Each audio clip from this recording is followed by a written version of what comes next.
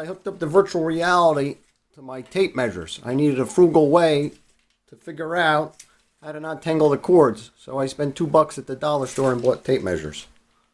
Hard to believe I'm single.